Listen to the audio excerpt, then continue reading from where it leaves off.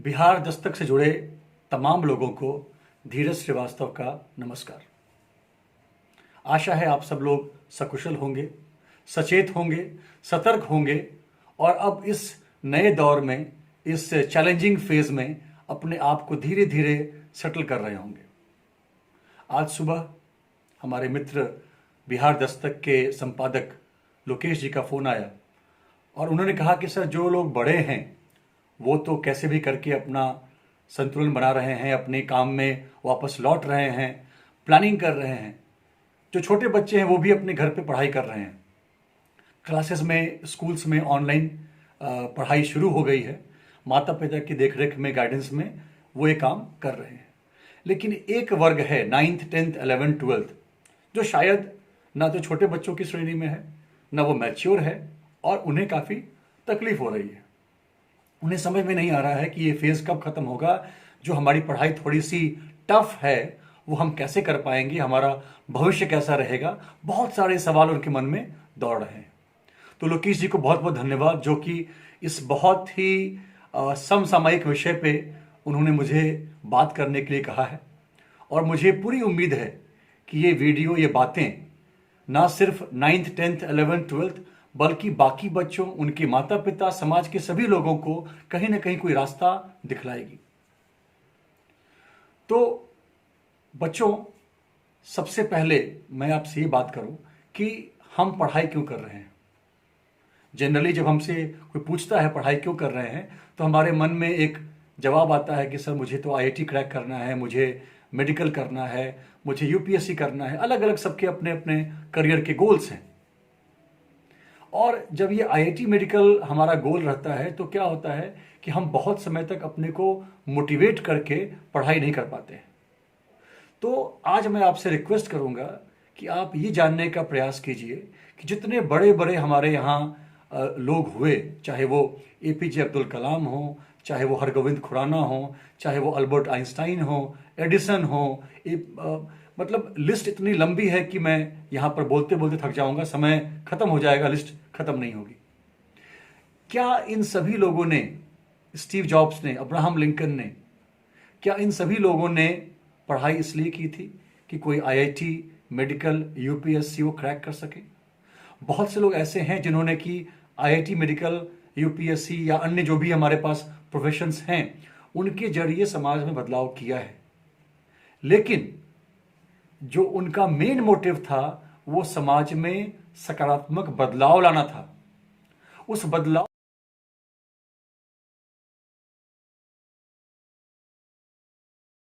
के लिए उन्होंने अलग अलग रास्ते चुने। कोई इंजीनियरिंग के माध्यम से गया, कोई मेडिकल, कोई अकाउंट्स, कोई लॉ, कोई एडमिनिस्ट्रेशन, अलग अलग था। लेकिन सबका गोल था कि जो मैंने ये जन्म पाया है, मेरे लाइफ का जो उद्देश्य है कि मैं कुछ अपने देश के लिए, इस दुनिया के लिए करके जाऊं, तो क्या मैं अपने काबिलियत से, अपने नॉलेज से, अपने कुशलता से, कौशल से उस काम को कर पा रहा हूं, अपने आप को तैयार कर पा रहा हूं। तो पहली बात कि बच्चों, आप अपने दिमाग में ये डाल लो कि आप जो पढ़ाई कर रहे हो उसका कोई छोटा मोटा उद्देश्य आईआईटी मेडिकल नहीं है। उसका एक बड़ा उद्देश्य है। आपके ही दम से, आपके ही ज्ञान से, आपके ही कौशल से, आपके ही इनोवेशन से इस दुनिया की सूरत बदलने वाली है। अगर आपके मन में ये ख्याल आ गया तो आप पाएंगे कि पढ़ाई आपके लिए बहुत सरल है, बिकॉज आपका गोल बड़ा है। आपका लक्ष्य कोई छोटा मोटा जॉब करना, सैलरी कमाना नहीं है।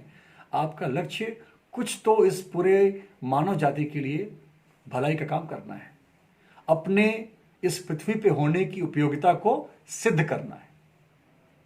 तो ये मेरा आपसे पहला अनुरोध है कि आप इन बिंदुओं को पहले आप दिमाग में लाएं कि मैं पढ़ाई क्यों कर रहा हूं। माता पिता के लिए, अपने शिक्षक के लिए, या अपने आप के द्वारा इस संसार में कुछ अलग, यूनिक काम करने के लिए। अब मैं आपको बताऊंगा कि अब इस समय में आप कैसे अपने दिनचर्या को लेकर चलें ताकि आपको कोई दिक्कत नहीं हो। जब ये फेज, ये दौर खत्म हो जाए तो आपको लगे मुझे कहीं कोई नुकसान नहीं हुआ है। और जो सबसे पहली बात है कि अभी के दौर में हम सब के पास, नर्सरी से लेकर के और जितने बूढ़े लोग हैं सबके पास अपना एक फिक्स टाइम टेबल चाहिए। हम कब उठेंगे, कब खाएंगे, कब पढ़ेंगे, कब हम टहलने जाएंगे, जो भी काम हमें करना है, हर काम का एक खास समय नियत होना चाहिए। नहीं तो समय बीतता रहेगा, दिन बीतता रहेगा और आपके हाथ में कुछ भी नहीं आने वाला है। So first request to all of you that please focus on time management. अपने 24 घंटे को बांध के रखिए।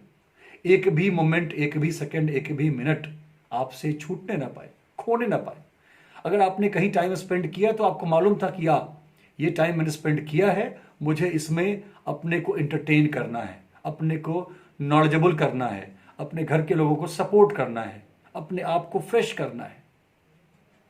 दूसरी बात मैं बोलूंगा कि अब हम ये समझ लें कि अब यही रास्ता खासकर विद्यार्थियों के लिए एक लंबे समय तक चलने वाला है कि हमें ऑनलाइन माध्यम से ही पढ़ाई करनी होगी। स्कूल्स कब खुलेंगे, कोचिंग्स कब खुलेंगे, कॉलेजेस कब खुलेंगे, इसकी कोई गारंटी, इसकी कोई सूचना किसी के पास में नहीं है। ये जून होगा, जुलाई होगा, अगस्त होगा, इन अटकलों पे, इन बातों पे दिमाग लगाना भी बेकार है। हम तो मान के चलें कि हम हर दिन अपने आप को डेवलप करने में, अपने आप को नॉलेजेबल करने में जिएंगे। This is the only way which is going to be there for a short time, for a long time, we don't know. अभी किसी को आइडिया नहीं है। तो जो सामने दिख रहा है, हम उसी हिसाब से अपनी पढ़ाई लिखाई आगे कंटिन्यू करते रहे। तो पहले हमने बात की कि शिक्षा का उद्देश्य हमारे दिमाग में आ जाए, और सेकंड कि हम टाइम के माध्यम से उसको बांध लें, और तीसरा भी हमने बताया आपको कि हम कैसे ये अपने मन में अब बैठा लें कि अब यही तरीका एक समय तक चलने वाला है। हमें इससे भागने के बजाय इस तरीके को सीखना होगा, अपने हैबिट्स को इस दिशा में डेवलप करना होगा। चौथा पॉइंट जो मैं आपसे बोलने वाला हूं कि इंटरनेट कनेक्शन आप सबके पास में है। हमें इस समय में फिजूल खर्च भी नहीं करना है। तो आप ये देखिए कि कितना जीबी आपके लिए, आपके मम्मी पापा आपके लिए फिक्स करें, जिसमें आप अपने हर दिन की पढ़ाई ऑनलाइन तरीके से कर पाए। जब तक मेरी पढ़ाई खत्म नहीं हो जाएगी, मैं उस जीबी को, उस डेटा को किसी खेल में, किसी यूट्यूब के वीडियोस में खर्च नहीं करूंगा। यानी इंटरनेट को कैसे 24 घंटे चलाना है, आपके पास एक बजट है, आपके पास एक समझिए अकाउंट है, उसे आपको 24 घंटे के अंदर ही खर्च करना है। और जो सबसे इंपॉर्टेंट काम है पढ़ाई, उस पर सबसे पहले, और बाद में अगर डेटा बच गया तो बाकी चीजों में। नहीं तो क्या होगा, आपने खर्च कर दिया किसी अन्य कामों में, और जब आपकी पढ़ाई चल रही थी उस समय आपका कनेक्शन बंद हो गया, और अब आप बोल रहे हैं पापा को कि एक्स्ट्रा रिचार्ज कराइए 2 जीबी का, 3 जीबी का। वो उचित नहीं है। तो आप अपने इंटरनेट कनेक्शंस के ऊपर भी लगाम लगाने का प्रयास कीजिए। जो अगला है कि जब भी आपकी पढ़ाई का स्थान है, it has to be distraction free. जहां कोई शोर शराबा नहीं है, जहां कोई आवाज नहीं है, जहां कोई टीवी नहीं चल रहा है, यानी कि आप एकांत में अपने आप को पढ़ाई में लगा सकें। क्लास में ही पढ़ना इतना मुश्किल था, अब एकांत में बैठ करके वीडियो के माध्यम से सर को सुनना है, समझना है। इसमें अगर डिस्ट्रैक्शंस आएंगे तो सुनना समझना ठीक से नहीं हो पाएगा। तो जो मेरा स्टडी प्लेस है, it has to be a quiet area, distraction free area. लेकिन माता पिता इस बात का ध्यान रखें कि जो बच्चे ऐसे डिस्ट्रैक्शन फ्री एरिया में पढ़ाई कर रहे हैं, उनसे आप रेगुलर टच में हैं, क्योंकि बच्चे हैं, कभी भी उनका मन जो है वो वीडियो से निकल करके व्हाट्सएप पे, फेसबुक पे जा सकता है, वो चैटिंग कर सकते हैं। तो एक आपके आंखों का चेक उनके ऊपर होना बहुत आवश्यक है। अगर बच्चे छोटे हैं तो मैं सलाह दूंगा कि माता पिता या घर के अन्य सदस्य उनके साथ बैठ के ही इस ऑनलाइन समय को, ऑनलाइन स्टडीज के समय को आप निकालें, हम बांट लें।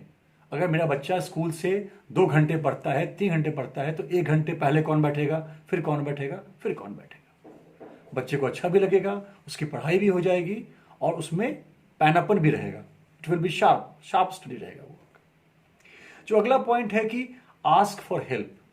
टीचर हमारे सामने नहीं है, वो कहीं दूर से through video, through audio call के द्वारा आपको पढ़ा रहे हैं।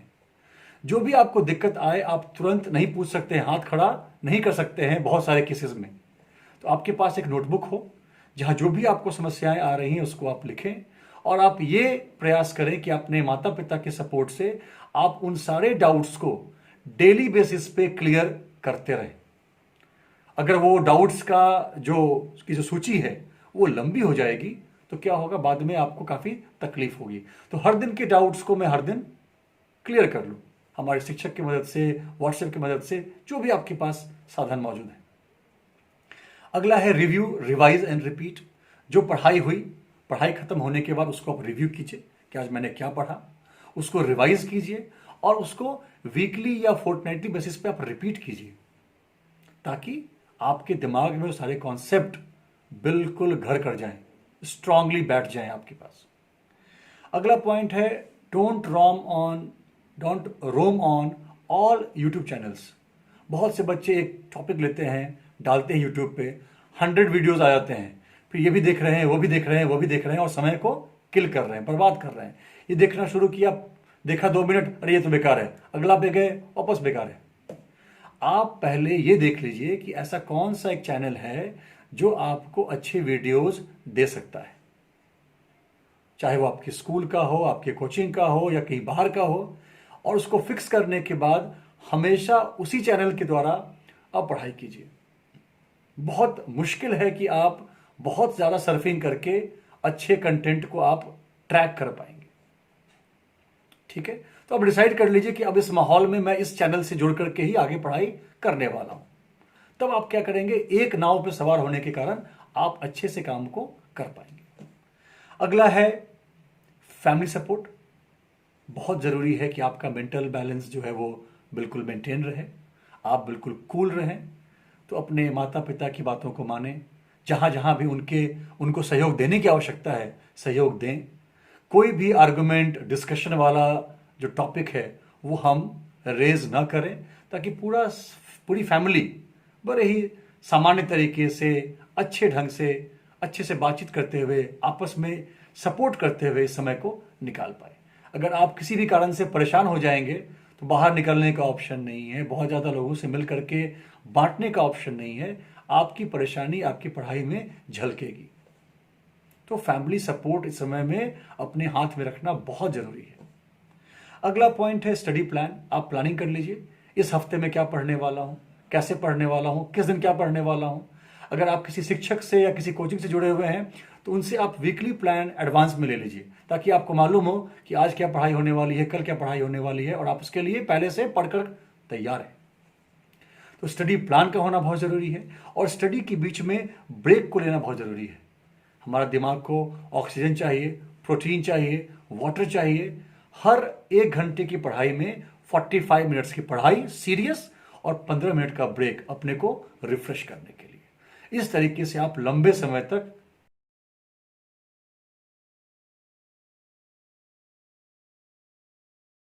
पढ़ाई को कर पाएंगे।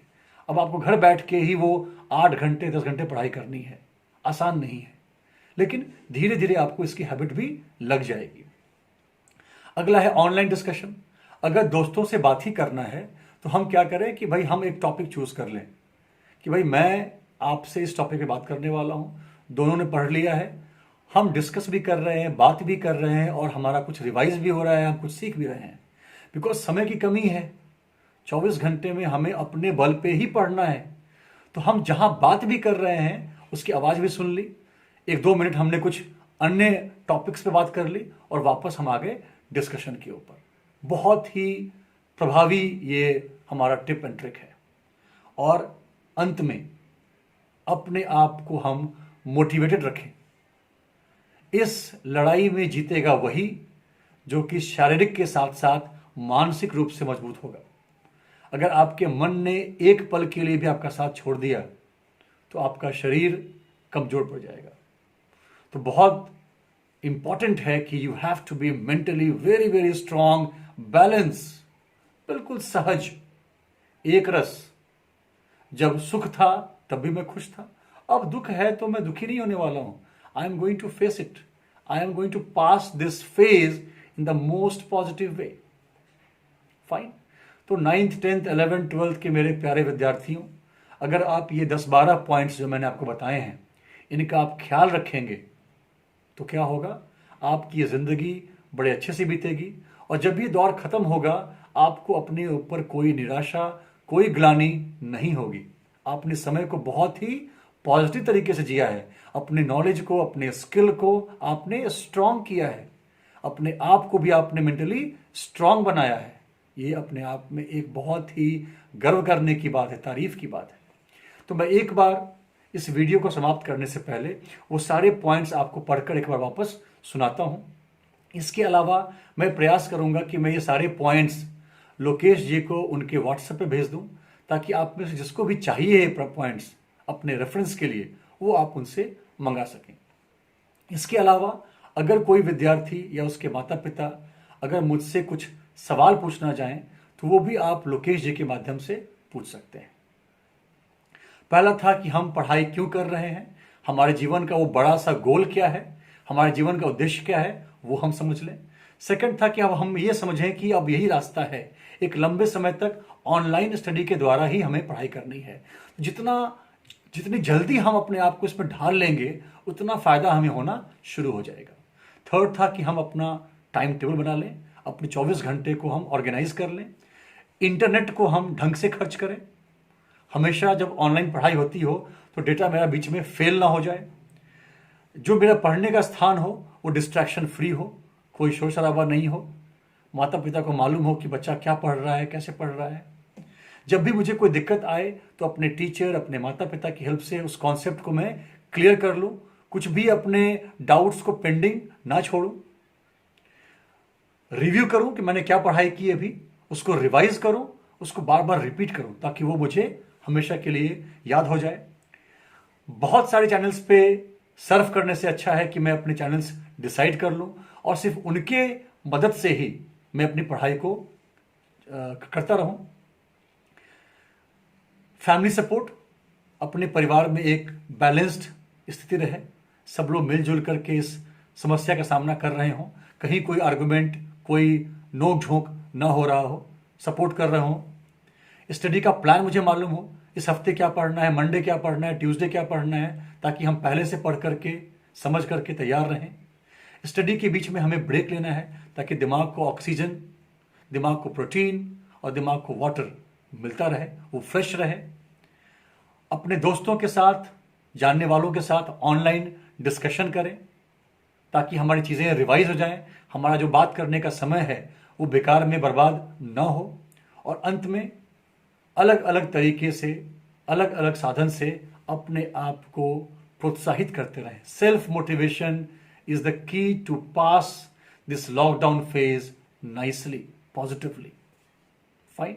बाकी मैंने आपसे बोल ही दिया है कि सारे पॉइंट्स मैं लोकेश जी को भेज दूंगा। मैं अपना नंबर उनको दे दिया हूं, अगर आप में से कोई चाहे तो मुझसे सवाल पूछ सकता है व्हाट्सएप के माध्यम से। और एक बार इस वीडियो को समाप्त करने से पहले बिहार दस्तक के संपादक लोकेश जी को बहुत बहुत नमस्कार कि उन्होंने एक बहुत ही समसामयिक, बहुत ही इंपॉर्टेंट सब्जेक्ट को टच किया है। और शायद ये वीडियो देखने के बाद माता पिता बच्चों को समझ पाएंगे, बच्चे माता पिता को समझ पाएंगे, हम सब इस परिस्थिति की गंभीरता को समझ पाएंगे और हम सब मिलकर बड़े ही आराम से, कूल माइंड से, शांत दिमाग से इस समय को, इस फेज को हम निकाल पाएंगे। आप पढ़ते रहें, आगे बढ़ते रहें, इस चैलेंज से का सामना करते रहें, इस पर विजय प्राप्त करते रहें। इसी कामना के साथ, इसी बेस्ट विशेष के साथ आपके जज्बे को सलाम। सुरक्षित रहें। नमस्कार।